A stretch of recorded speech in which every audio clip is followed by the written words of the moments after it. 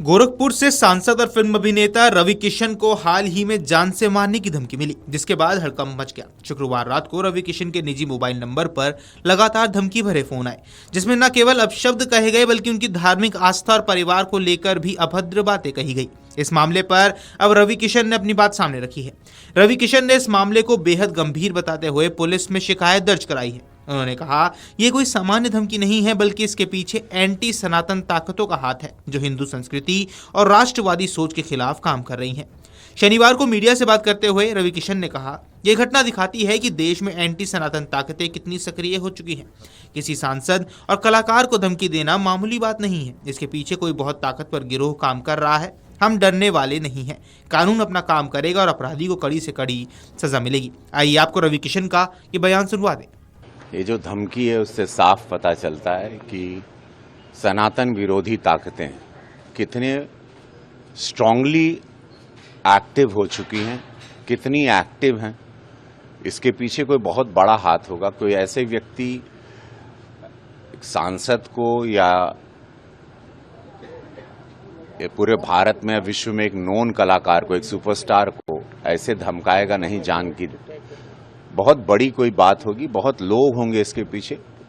FIR कर दी है हमने, पकड़े जाएंगे जरूर, कानून के हाथों से बचेंगे तो नहीं, और कड़ी से कड़ी सजा भी होगी उनको।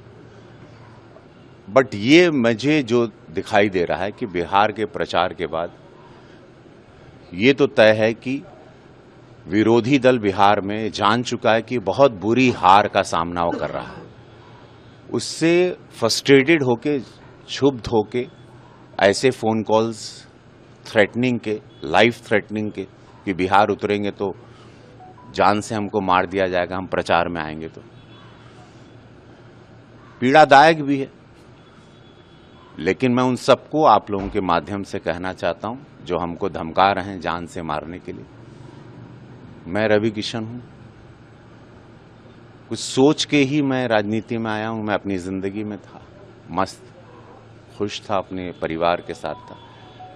इस देश के साथ प्रधानमंत्री मोदी जी की सनातन की विचारधारा, इस देश की उन्नति, राष्ट्र सर्वोपरि के नारे को छाती पर लगा के आया हूं।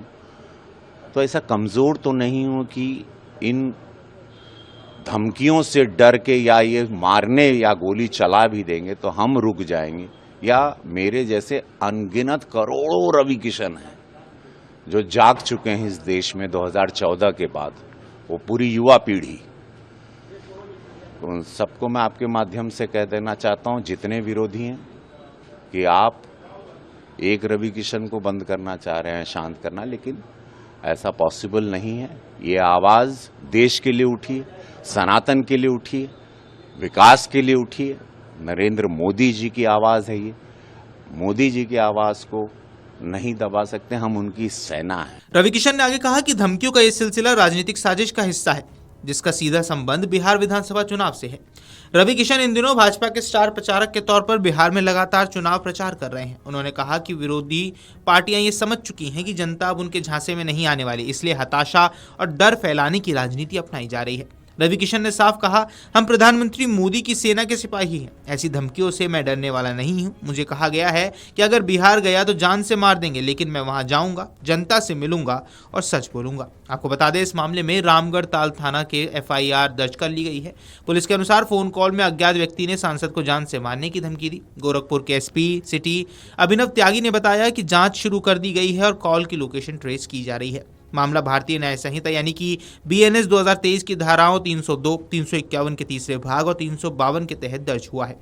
शिकायत सांसद के निजी सचिव शिवम द्विवेदी द्वारा दर्ज कराई गई है। पुलिस सूत्रों का कहना है कि जिस नंबर से कॉल आया वह वर्चुअल आईडी से जुड़ा हुआ है और संभवतः किसी अन्य राज्य से किया गया है। इस मामले में साइबर सेल की टीम भी शामिल की गई है।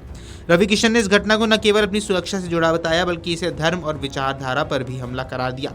उन्होंने कहा कि एंटी सनातन सोच वालों को लगता है कि वे धमकाकर किसी की आवाज दबा देंगे, लेकिन वे भूल गए हैं कि मैं कलाकार होने के साथ साथ एक कर्म योगी भी हूँ। मैं धर्म और देश की रक्षा के लिए हमेशा खड़ा हूँ। Video desk अमरुजाला.com।